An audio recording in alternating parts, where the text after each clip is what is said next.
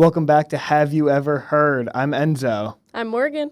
And every episode of this podcast, we like to talk about a new album, an album that one of us loves very much and one that is new to the other person.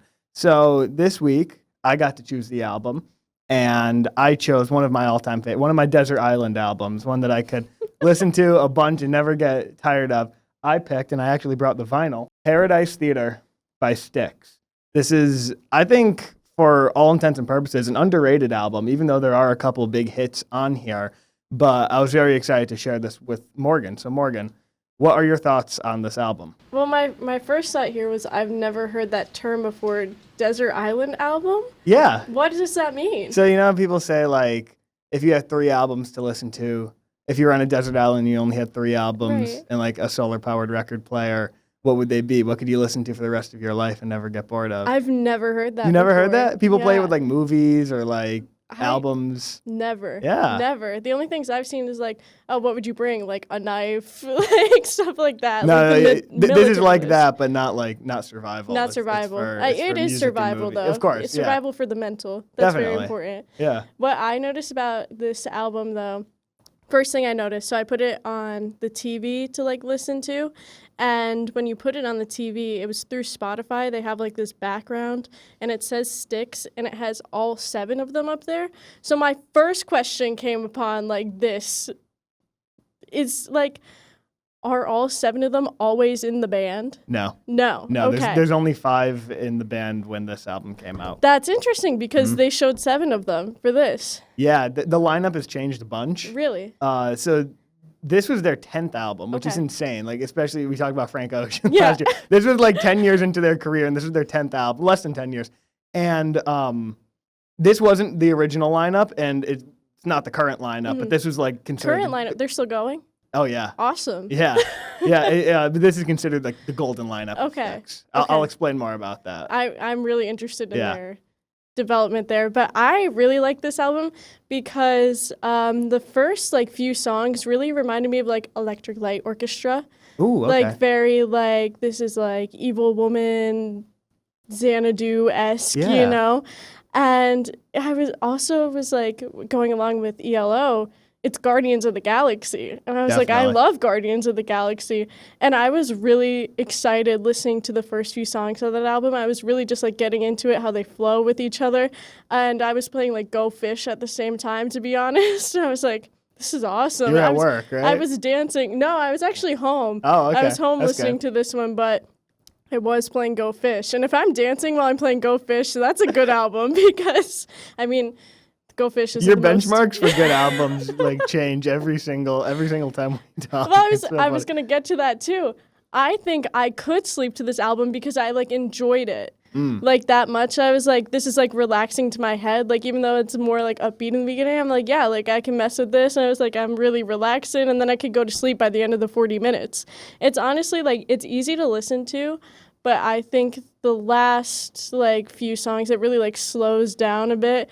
And I honestly did go to bed after that. Nice. So, I mean, it was the perfect nighttime routine. If you want to go to bed, listen to this album. And that's a compliment, by the way. That's not to say it's boring. That's a compliment to Morgan's eyes. But yeah, so this album I learned about, I've known about this album for like 10 years or so now. Because back in like 2014 or 2015, like, I used to watch like Jimmy Fallon all the time. Awesome. I still like Jimmy Fallon, but like I'm not one of the Fallon haters. But are there Fallon haters? Oh, there's a lot of Fallon really? haters. Yeah. I'm not well versed in the. No. I was just talking about this to my boss the other day because she was like, "Aren't you a Seth Meyers lover?" And I was like, "No, but I don't hate him." Yeah, I don't really have an opinion on Seth Meyers. But Fallon, back in the day, back in like 2014, 2015, for whatever reason, like every show for like 2 or 3 weeks, he would like play this one random song from Styx. It was Too Much Time on My Hands, which is on this album. Yeah. And it was just like a meme kind of. It was just like a joke that he would do. And like me and my friends would then like quote the song and everything. And then me and my brother would like quote the song and everything like that. And then a couple years later, when like I learned what Spotify was and downloaded it, I like listened to the rest of the album like as a joke at first. And now I'm like, wait a minute, no, this is actually really, really cool. And so I've known about this album for a while. And something that always really I connected with with it is how Styx does concept album, because this is technically a concept. It's a little loose, but it is a concept album. I love how they do, and you mentioned it, like songs flow into one another. Like the first song is AD 1928, and then it flows right into Rockin' the Paradise. It was beautiful. I loved it. And the same thing happens at the end, and then like it ends with a song which is the same exact piano melody as the first song, Yeah. and there's another song in the middle that's like that too. So it's like a unified idea all throughout it. And something that I love about physical media that I'll always like defend about, especially vinyls, because it's bigger than a CD, is like I love when the music doesn't just stop at the music. Because like you open it up, you flip it around, and there's different sides of the music. So like the cover, this is the Paradise Theater that they're talking about in the songs. And you see it's lively, there's people outside, the lights are on, and then on the back, it's the same exact picture, but it's dilapidated, the windows are broken. And it's such an intriguing view to like, oh, like, what are these songs about? And it opens also like this, which is pretty cool. And there's well, there's 5. the 5 members of the band, a little news blurb about the story, and then all the lyrics in here, which is real. And instead of side 1, side 2, it's act 1, act 2. So I think that is kind of the key way to think about this album. So let's get into the history of it a little bit. This is their 10th album, like I said, and this is the golden lineup. So for the first 5 albums that Styx did, there were 5 guys in the band. It was the Panozzo twins, John and Chuck. They're the drummer and bassist. Dennis DeYoung, who we'll talk about the most probably out of anyone. He's the guy with the sick mustache on here. There he is. They all have mustaches. Yeah. But that's Dennis DeYoung. James Young, who goes by JY, and then another guy who I don't even know who he is. They were the original lineup of Styx. At the 6th album, the guy who's not important left the band. I don't know if he was kicked out, if he left, whatever. He left the band, and they brought in a guy, Tommy Shaw. Tommy Shaw is a fascinating character in Styxtory, because he is directly responsible for the golden age of Styx and also for the fall of the golden age of Styx. So he came on, like I said, on their 6th album, and he had a style that was similar enough to the other songwriters, but also different enough that caused a rift. So Styx has 3 singer-songwriters, Dennis DeYoung, JY, and then Tommy Shaw.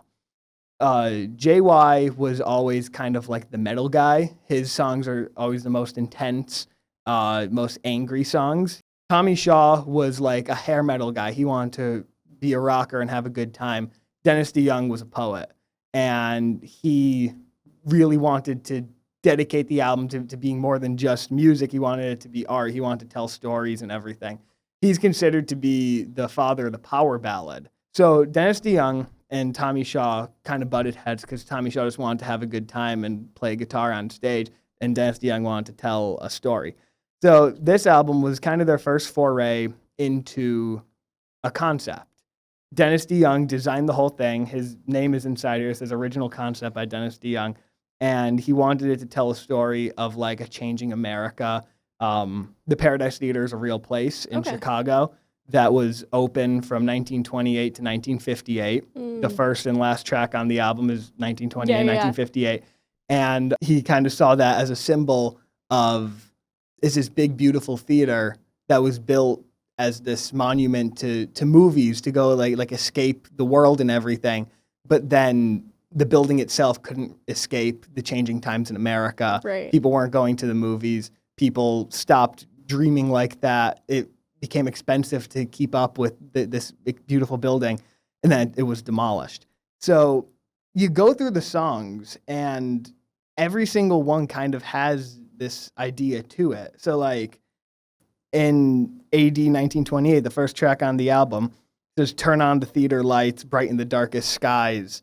In Rockin' the Paradise, it's this high energy, youthful rebellion of like, the world sucks, but we have this. We're gonna change. We're gonna think for ourselves. Too much time on my hands. Nothing ever goes as planned.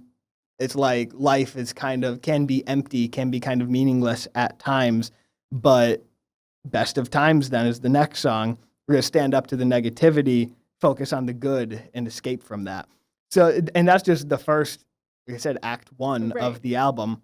Side two is considered to be the weaker of the sides. It seemed like it. I like it more. First listen. Yeah. But, like, I would see, like, why that seems like. Yeah, all the hits are on side one. Yeah, I was like, I know some of these songs. These sound familiar. In the, like, second half, I was like, I'm not dancing anymore. Yeah, so it's a little bit more that, like, you could see the storytelling take more of a forefront to it, and you might get a little lost in it. There's also, like, skits in the middle of the songs. It's tough to hear. And like I said, I've listened to this album for years now, but it wasn't until we were doing this that I actually read the lyrics. And there's, like, dialogue happening throughout some of the songs. In Lonely People, which is the first song on the second side of the album, you hear talking of, like, I just can't wait till they tear that old theater down. You hear that in it. It's like, oh, okay, so now we're in the future, stuff is changing, and Lonely People is all about kind of this hopeless world without dreamers, without an escape that the theater represents. She Cares is very optimistic then. That's the Tommy Shaw song. Snowblind is the next song. That's very depressed. Another thing is that every single song, I don't know if it's every single song, but most of the songs name drop paradise. Like, the word paradise shows up somewhere pretty much all over the place. He says, "You tricked me with visions of paradise." Again, with the idea of escape and the price of, do we live in the world that we're in, or is it worth it to have an escape from it? And then the last three songs on the album, I think, is Styx genius at their highest. Halfpenny, Two Penny is a song. It's like 6 minutes long. It's kind of long. It's really intense. Like that's a JY song. Heavy guitars, and it's very angry. And it's all about, like, the lies of the American dream, justice for money. How much more can I pay? That we all know it's the American way. That's the refrain of that song. But right before the guitar solo, there's another one of those skits where it's two people talking, and he's like, "Hey, what are you doing?" And the other guy says, "We're, like, demolishing the old theater. Remember, we used to go see cartoons here as kids." The other person asks, "Well, what's she lost to? Why are we doing this?" And he says, "Oh, politicians, taxes. Like, that's the way the world works." And that kind of hammers in, like, that consistent theme throughout it of the changing values of the country, changing values of the world, that, like, we don't have this optimism that we used to back in, say, 1928. Right. And stuff is more cynical now. And then that flows into 1958, which is a bookend. And then there's, like, a 30-second song at the end of the album. It's called State Street Sadie. It's quiet. It's literally just a piano, and then it fades out. But I love that so much because it's kind of like a coda to the beginning of the album, to this era that's on the front cover of the album, of the glory days of it. It's kind of like it's like a memory. That's what it feels like. And I really loved how they incorporated that into the album. So that was just a quick detour through the entire album, which we don't normally do. But I do think that, like, for it's considered to be a loose concept, there is a consistent theme throughout all of the songs of the price of optimism and what's escape and what is a world without it. And I think that that's a really interesting thing to explore. And this was written in 1980? I think so, yeah. So this might sound crazy, but 30 years later, you know exactly what this reminds me of. What? Muppets 2011. That's like the same story. Yeah. I mean, like, the old theater that they once loved is, like, getting destroyed and getting bought by the evil oil baron. And it's, like, the same plot. Tex Richmond. Yes. Yeah. He's Tex Richmond. Yeah. Yeah, no, that's exactly what it is. What you were, like, explaining that. I was like, wow, that's Muppets 2011 to, like, its core. Do you think they were inspired? I hope so. I hope so, too. That'd be kind of awesome. I really hope so, yeah. I can see Styx having involvements with the Muppets. Maybe they should. I mean, they're coming back. They are. Yeah, but they never went Carpenter away. is, like, bringing back the show. Oh, the Muppets, you mean? Okay, yeah. I thought you meant Styx. No, no, I just found out Styx is still here. I'm on top of the Muppets. yeah. I know. They just need a new voice for Kermit. That's all I'm going to say. Well, maybe Kermit could lead Styx if the, like, members are always changing. Yeah. Forget Electric Mayhem. Kermit's here. Yeah, so let's talk about the fallout of this album then, Yes. because this was kind of a pivotal album for them. So their next album, right after this, Dennis DeYoung liked doing the concept approach to this one and told a story with the album rather than just music. And their next album was called Kilroy Was Here. Do you know the song Mr. Roboto? No, I don't think so. Domo arigato, Mr. You never heard No. of that? Okay. That's probably Styx's biggest hit. Like that's one of their most well-known songs. But that album is it's even more than, it's like a rock opera of how technology is impacting every aspect of human life, and we need to reel it back. Right. And censorship is getting out of hand. It's very ahead of its time. But that's what that whole album is about. Dennis DeYoung, again, designed every aspect of that album, and the tour for it included a filmed pre-show that played, Right. props, costumes, choreography, and dialogue. Ooh, a boy band. Pretty much. Yeah. Throughout it. It was like musical theater. Okay, yeah. Every concert for Kilroy Was Here. And they had like robot masks on, and there's a short film that's on YouTube where they play characters, and they're like liberating this world that's overrun by robots with the power of rock and roll. And the rest of the band hated it. Okay. It was all Dennis's idea. He believed in this story, but the rest of the band said, I didn't sign up for musical theater. I'm here to play my guitar. And that is, like I said, Tommy Shaw was the lead kind of voice against Dennis DeYoung. They ended up kind of clashing. The band broke up for like 6 or 7 years afterwards. And they still have some good stuff, but they never fully recovered. Tommy Shaw left the band while Dennis DeYoung was still in it. Then right when Dennis DeYoung left, Tommy Shaw came back in. Right. And they still hate each other to this day, which is like, it's a shame, because when they worked together with this album, I think, and with the other albums that they had, they complement each other really well, I think. Right. Their styles, I think, bounce off of each other really well. And it's kind of like a magic five that was like lightning in a bottle that we had with this lineup. But now there's, Tommy Shaw is the front man of the band now, and there's a bunch of other guys, and now their audio mixing's not good, and they're using AI in their music videos. Ooh. And it's like, they're not the same. They're Yeah, not the no. same. Dennis DeYoung was always the heart and soul. Wow, the people that like went on that technological rant using AI in their videos, that's a big shift. Right? Yeah. That's hey, kind of crazy. look who's not in the band anymore. Ooh. Yeah. And back in 2020, because the story goes on, Dennis DeYoung released part 1 and part 2 of his farewell album, because he had a big solo career. And in 2020 and 2021, he released 26 East, Volume 1 and 2. And Volume 1 ends with a song called AD 2020. And it's the exact same thing as what this album starts and ends with, but with different lyrics. And I remember talking to my brother, because my brother is like maybe the biggest Styx fan in the Shout world. out Dominic. You can't talk about Styx without shouting him out. At the very, if he's not the biggest Styx fan in the world, he is the biggest Styx fan in the world under the age of 40. Oh, absolutely. Definitely.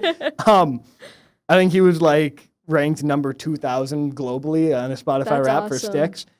But I remember asking him and like listening to the album, because like we follow the Styx lore. I don't think anyone else in the world does, but Right. like we follow it, and we see Dennis DeYoung. It's like, oh my God, he's referencing Paradise Theater in his new album. I'm like, who is he doing this for? And he goes, us. He's like, he's doing this for us.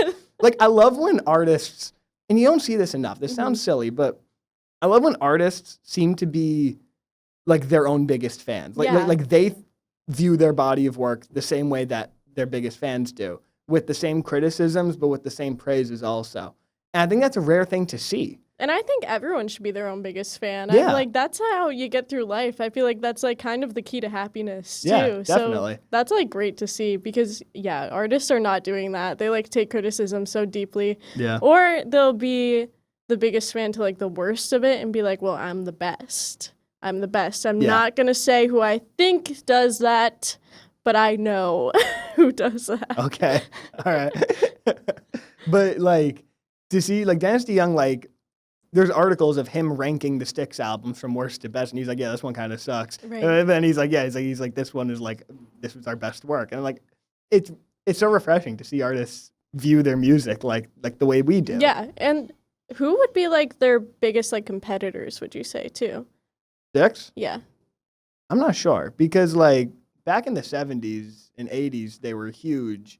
Outside of that, like I think today they're considered very niche. Right. No, I'll have to ask Dominic about That's it. Yeah. You know what, Dominic? that.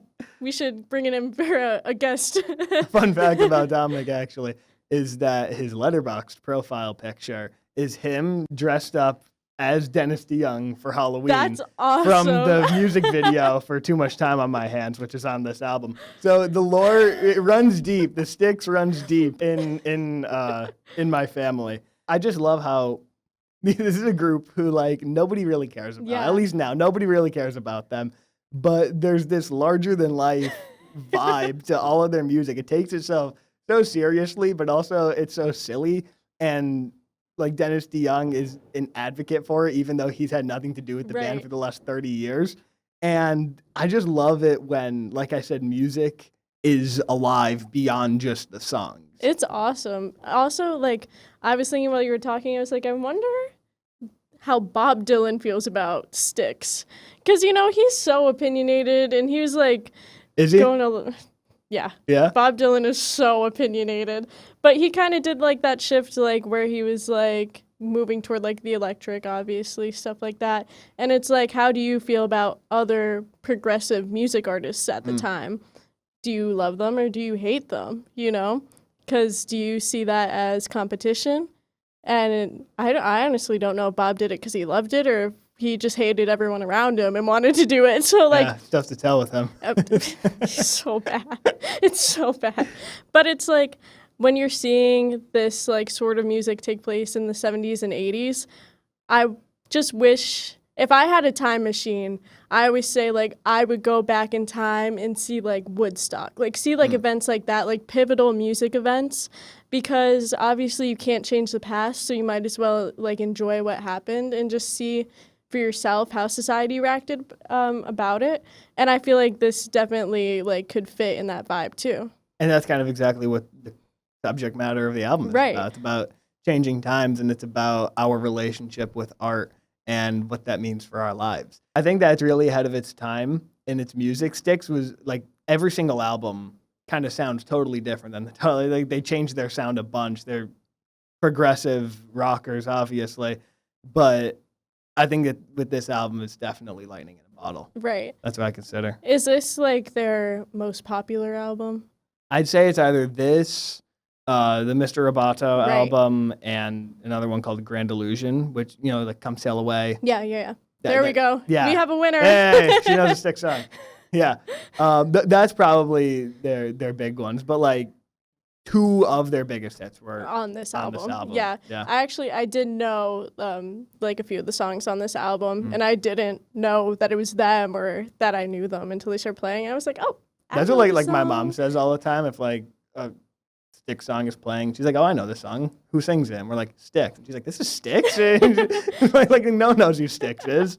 So that's my mission. That's Right. my God-given mission to tell the world about Styx. Yes, instead of like Mormons telling their stories. Do you have a minute to talk about Yeah, Styx? Styx. And Dennis DeYoung. The Book of Styx. Yeah. Well, here's the book of Styx. So you see all this, the lore here. Like, I love it. And I have another Styx album on vinyl. It was actually the one that came before this. And you open it up, and, like, the sleeve that the actual record is in, there's symbols all over it, and they all mean something. And I literally spent 2 hours one night while watching Stranger Things looking at it and decoding all of the symbols Right. without looking anything up, just because I know my Styx lore. And I was, like, looking at, like, all the symbols, and I'm like, they really care about this so much. And I love that. I think that's just the bottom line is, like, whatever you do, like, do it like you're the biggest fan of Yeah. it. Do it like it's the best thing in the world, because that's exactly it makes the audience that you're playing to love it even more if they see Right. that you love it.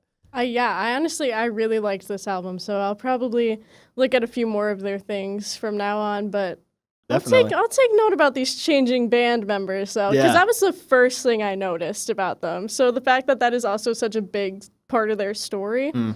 a little suspicious, but why are there 7 of them on the poster for Spotify? Yeah, the run from Crystal Ball to Kilroy Was Here. That's the golden line. Right. Awesome. But it's funny because I'm sorry, and this is the last thing I'm gonna say. the guy who was in the band before Tommy Shaw and the guy who was in the band for the brief time Tommy Shaw was out of the band sounds exactly like Tommy Shaw when he sings. Suspicious. Was he trying to impersonate him, or was it just like He might have, like the guy who was after, because like one of my favorite songs comes from the next album, which Tommy Shaw wasn't on because he hated Dennis DeYoung. Right. He was too busy hating Dennis DeYoung. And it's like one of my favorite songs. I'm like, oh, this is one of the best Tommy Shaw songs. And I saw it, and it's like it's just a totally different guy who sounds exactly like that's him. crazy? Yeah, so it's strange. Or do you think they like held auditions and they were like, who Maybe. sounds the most like him? maybe Yeah. that might be it. Yeah, I'm happy that you enjoyed the album. Yeah, I did. It was awesome. Great. It was paradise. Paradise. Paradise. Visions of Paradise. Yeah. Well, thank you all so much for watching and listening. And I'm happy that I could share the gospel of Styx with the world. Yeah, I'll that was continue your to do mission. that, yeah. We'll keep spreading it. Tune in next time where Morgan will pick an album for me. Yes, I'm excited. If you're out, we out too. Peace.